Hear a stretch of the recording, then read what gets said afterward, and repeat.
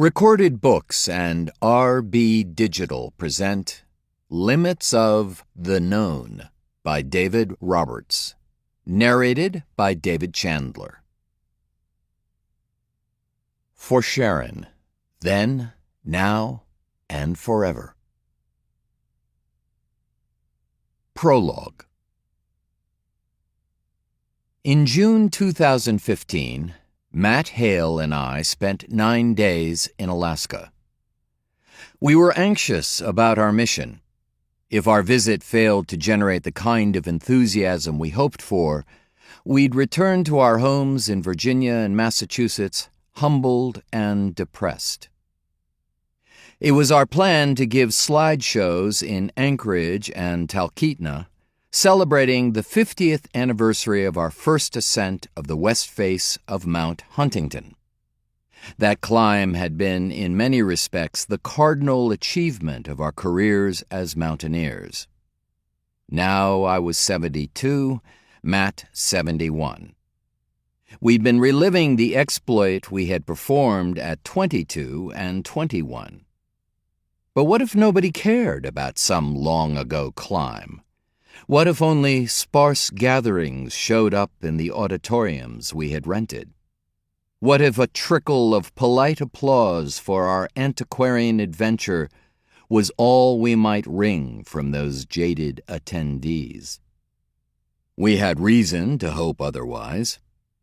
Back in 1965, as we set our eyes on the soaring wall on one of the most beautiful mountains in the world, we told ourselves that if we got up the route, we could claim bragging rights to the hardest thing yet done in Alaska.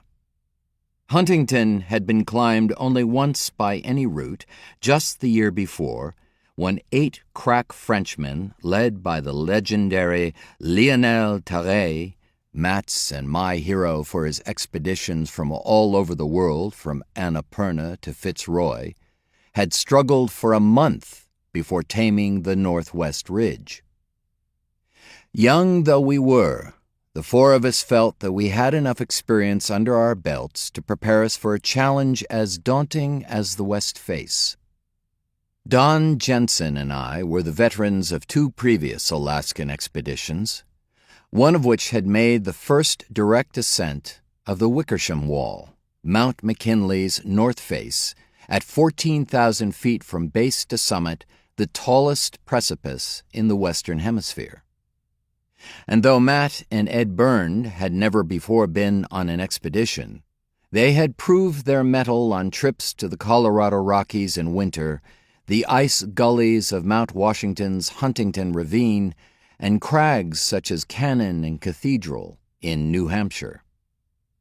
It was the Harvard Mountaineering Club that had brought us together, and in the early 1960s, the HMC was the leading collegiate climbing organization in the country. We spent 40 days in July and August 1965 on the Tokasitna Glacier and the West Face.